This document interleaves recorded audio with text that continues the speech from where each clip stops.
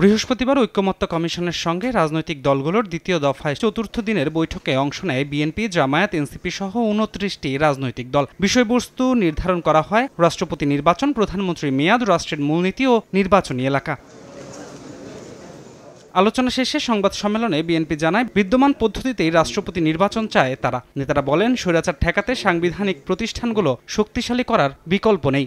রাষ্ট্রপতি নির্বাচনটা বিদ্যমান পদ্ধতিতে বর্তমান সংবিধানে যেভাবে আছে সংসদ সদস্যগণ নির্বাচন করবেন। এনসিপি নেতা হাসনাত আব্দুল্লাহ বলেন, গণতন্ত্র রক্ষায় ফ্যাসিবাদ ঠেকাতে দুইবারের বেশি কেউ প্রধানমন্ত্রী হতে পারবেন না বলে বৈঠকে মতামত দেয়া হয়েছে। আর রাষ্ট্রপতি নির্বাচনে গোপন ব্যালটে ভোট চায় এনসিপি।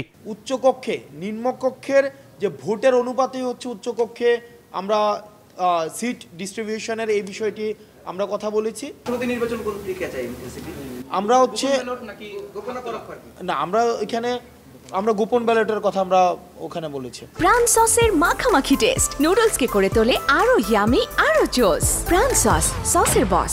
আলোচনার পর জামায়াত নেতারা জানান, রাষ্ট্রপতি নির্বাচনে তারাও গোপন ব্যালটে ভোটের পক্ষে। রাষ্ট্রপতি প্রধানমন্ত্রীর ক্ষমতায় ভারসাম্য আনার তাগিদ দলটির। প্রধানমন্ত্রীর মেয়াদের ব্যাপারে সেখানেও অনেকটাই মেজরিটি অর্গানাইজেশনগুলো আমরা একমত হয়েছি যে কোনো প্রধানমন্ত্রী 2 মেয়াদের বেশি প্রধানমন্ত্রী হিসেবে দায়িত্ব পালন করতে পারবেন না। ঐকমত্য কমিশনের সহসভাপতি আলী রিয়াজ জানান, দ্বিকক্ষ বিশিষ্ট আইনসভার বিষয়ে অধিকাংশ দল একমত হয়েছে। এছাড়া রাষ্ট্রপতি নির্বাচন পদ্ধতির পরিবর্তন ও প্রধানমন্ত্রীর মেয়াদকাল নিয়েও আলোচনা হয়েছে বৈঠকে। রাষ্ট্রপতি নির্বাচনের যে পদ্ধতি আছে সেই পদ্ধতি পরিবর্তন করা প্রয়োজন। দ্বিকক্ষ বিশিষ্ট আইনসভা প্রতিষ্ঠার ব্যাপারে একমত হয়েছে।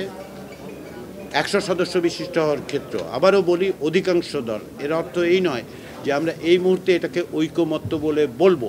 অমীমাংসিত বিষয়গুলো নিয়ে রোববার আবারও আলোচনা হবে বলে জানান আলী রিয়াজ। ধ্রুব ব্যানার্জি, সময় সংবাদ, ঢাকা।